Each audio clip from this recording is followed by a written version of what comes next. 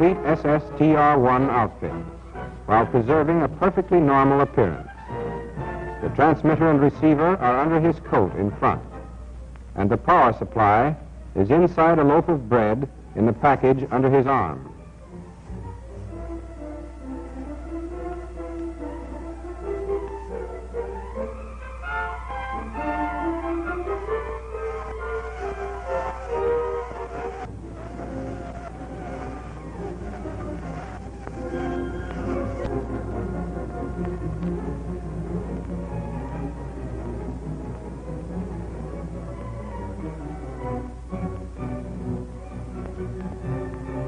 The set is used the world over, so the power supply units are made in 3 types, necessary in a world with such widely varying electrical systems.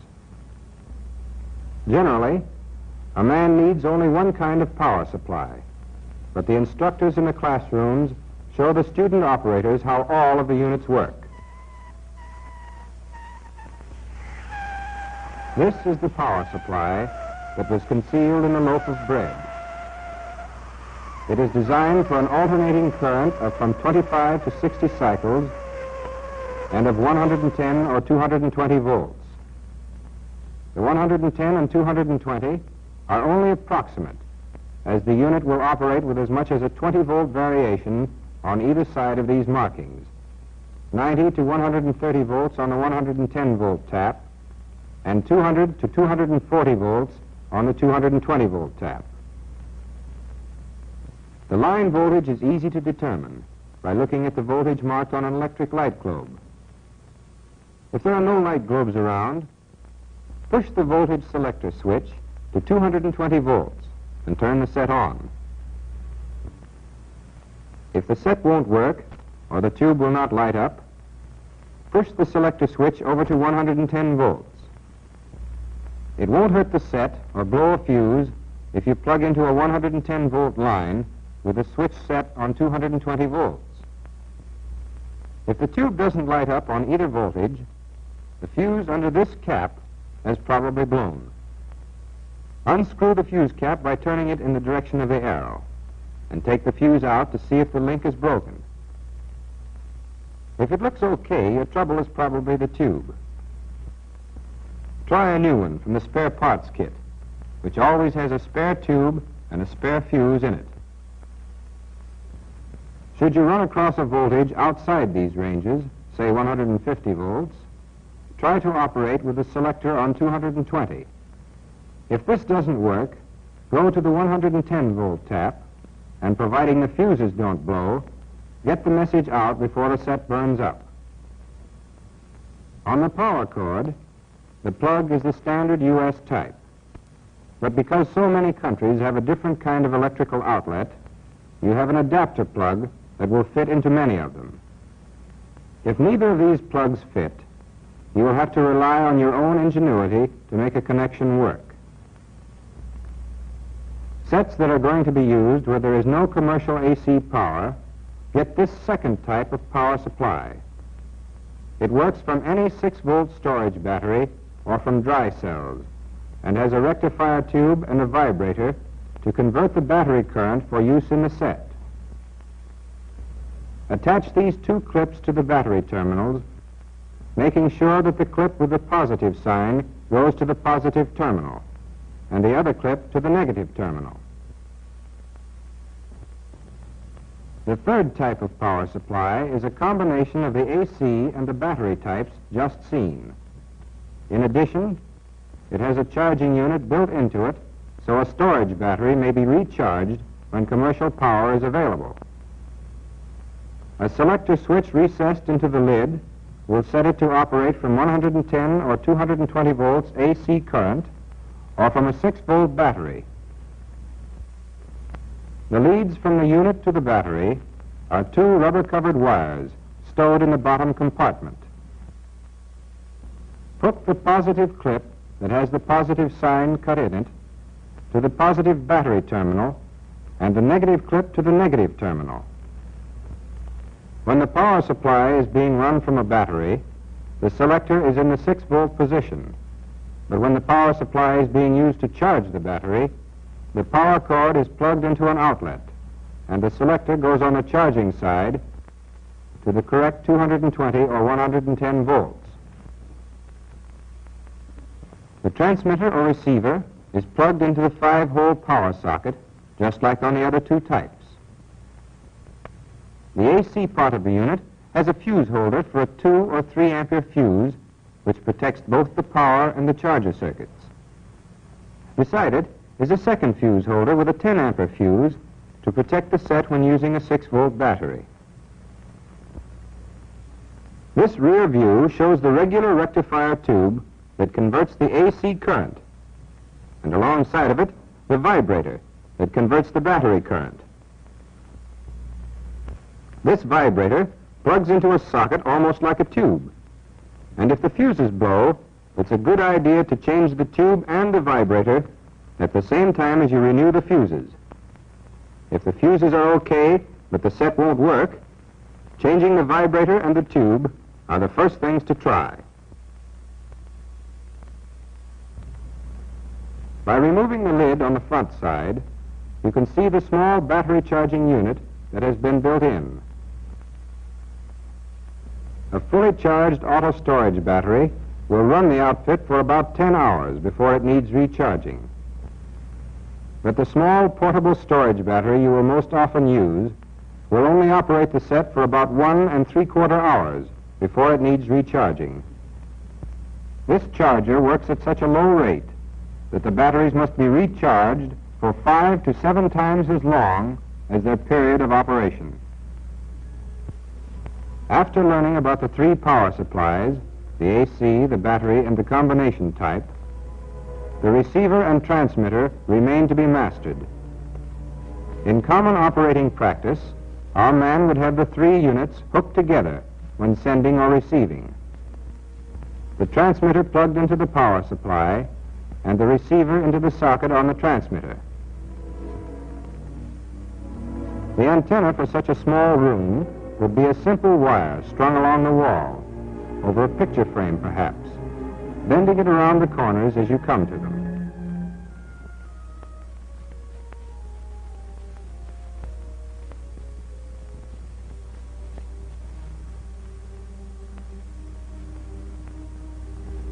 Then the transmitter is operated simply by pushing this switch to trans, or the receiver by pushing it to RCVR.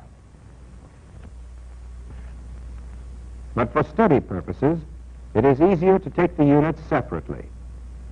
This receiver is the first type made, but except for a modification of the tuning dial and the placement of the controls, all the models are the same. It can be operated alone by plugging its extension into the 5-hole socket of the power unit.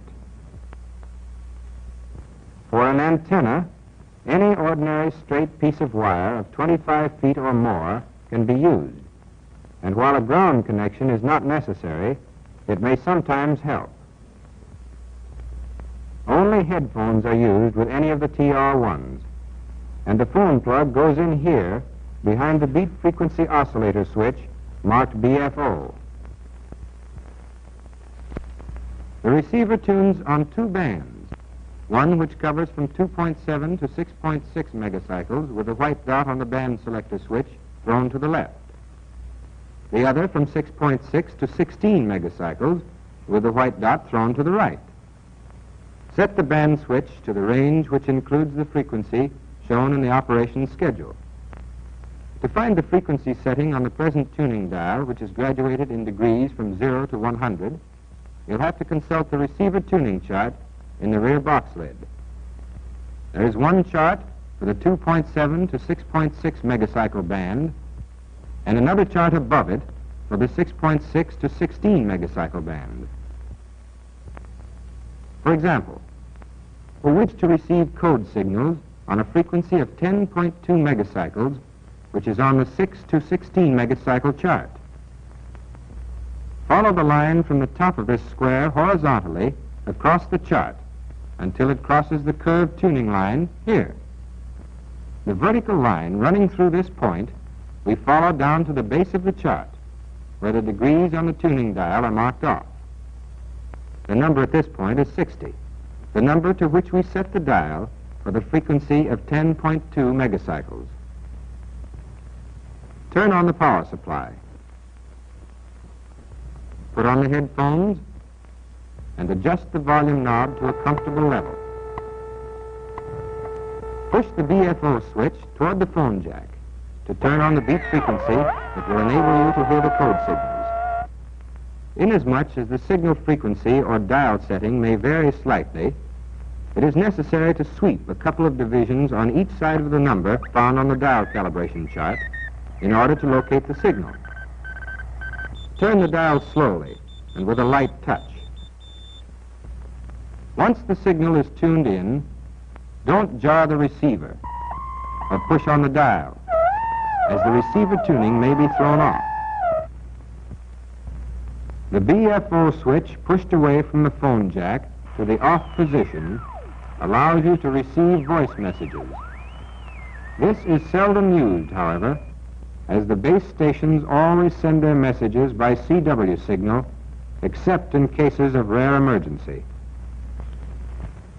The weak links in the receiver are certainly the tubes. If the receiver should quit working and you're sure the power supply is all right, the first thing to do is to install your replacement tubes when trying to get it back in operation. Each of the three models of the receiver has a different complement of tubes, which is not interchangeable. The sockets have the proper tube numbers marked beside them, and while the tubes themselves will fit into different ones, the sets won't work unless the sockets and their respective tubes have the same number.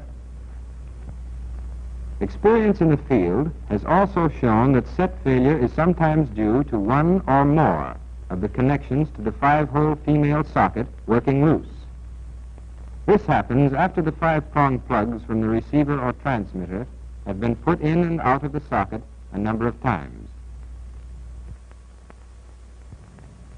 So much for your ears. The set is good, and you know how to listen. Now, you learn how to talk, to help destroy the enemy word by word. Over 1,000 miles, that's the range your news can travel. But due to the behavior of the frequencies used, there is a zone about 140 miles wide between the 15 and 150 mile distances where your signals may not be received. Plug the transmitter into the power supply the same way you did the receiver. The antenna is connected to the terminal having the white porcelain ring around it, and a wire from a good ground connection is attached to the other terminal marked GND. The crystal that controls the signal frequency goes into 2 of the many holes in this special socket. Where the receiver has 2 bands, the transmitter has 3. The ranges covered are from 3 to 5 megacycles with the switch over to the left, from 5 to 8 megacycles with the switch pointing straight up, and from 8 to 14 megacycles with the switch turned to the right. These are a few of the crystals for the frequencies you are to work on. They may all be within 1 band limit, or scattered through the 3 ranges, depending on your particular schedule of operations. They're marked in kilocycles instead of megacycles, but it's easy to convert kilocycles into megacycles. Simply divide the kilocycles by 1,000. Dividing by 1,000 is the same as moving the decimal point 3 figures to the left, and a crystal frequency of 6,180 kilocycles then becomes 6.180 megacycles. This crystal of 6,180 kilocycles, or 6.18 megacycles, plugs into its proper socket holes, and the band change switch goes in the 5 to 8 megacycle position, since 6.18 megacycles lies in the 5 to 8 megacycle range. The 7 holes in the crystal socket are there to accommodate the many kinds of pins found on the crystals made by different manufacturers. The 4 holes at the bottom are wired together to make a connection for one of the crystal pins. The other 3 holes at the top are also wired together to make the connection for the other pin. Plug the crystal in, 1 pin in the top group and the other pin in the bottom group, using only the holes that fit snugly around the pins. There's a trap here to look out for. Some crystals can be plugged crosswise into the socket, which is wrong. You can do it with the 2 small pins, putting them into this medium and this large hole. And the 2 medium pins can go crosswise too into this medium and this large hole. Doing this is the same as putting both pins in 1 hole. The crystal circuit is not completed and the set won't work. 1 pin must be in the top group and the other pin in the bottom. Don't forget.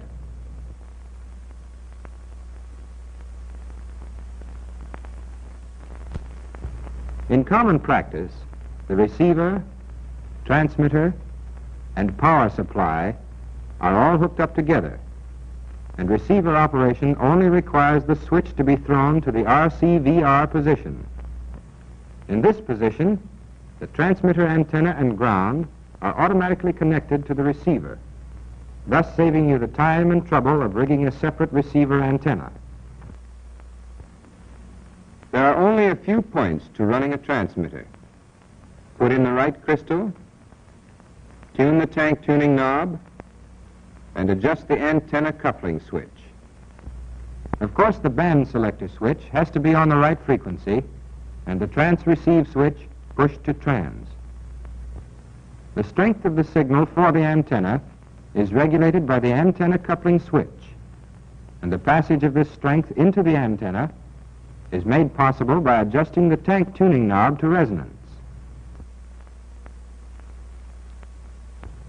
The antenna strength of the signal is shown by the brightness of the flashlight bulb or the deflection of the needle in the RF meter, whichever the set is equipped with. The brighter the bulb, or the more the needle is deflected, the stronger the signal. Many of the sets have the bulb built into them instead of the meter, because the bulb will stand more rough handling than the meter will, and give just as good an indication for operating purposes. However, after the bulb reaches a certain brightness, it's impossible to tell if further adjustments would make it any brighter. For this reason, a dimming knob for the bulb has been built into the set. Turn it to the right to full on position when starting to tune. And if the bulb becomes too bright, dim it down by turning this knob to the left, so the results of further adjustments can be seen. You can't send a message with the tank tuning knob at its brightest position, as the crystal may not follow all the key movements. It'd follow on the dashes, but some or all of the dots might be missing. Correct this by turning the tank tuning knob off slightly from the brightest bulb position. Work the key in normal dot and dash fashion and see if the bulb lights up at each keying. If it doesn't, recheck the tuning until it does light up at every operation of the key. When detuning slightly, you'll find that turning the knob in one direction will make the bulb go out almost instantly, but turning in the opposite direction will gradually dim it down. Always detune in the direction of gradual dimming. Now you're ready to send. Here's our man again, making a last check before tuning up. Dimming switch full on. Band switch on the 5 to 8 range. Crystal 618. Coupling switch to the left on number 1. Hold the key down and turn the tank tuning knob for brightest bulb. That's no good. The bulb won't even light. Try the next tap and tune the tank again. Well, the bulb lights, but it's very weak. Try the next one, number 3. Oh, too bright. Dim the bulb with the dimming switch and tune some more. That's it. There. Now the next tap. Tune the tank. That's better. That's brighter than 3. Maybe the next will be brighter yet. No, it's weaker. Back a point is best. Tune it up. Right, right, there. Now, detune a little bit.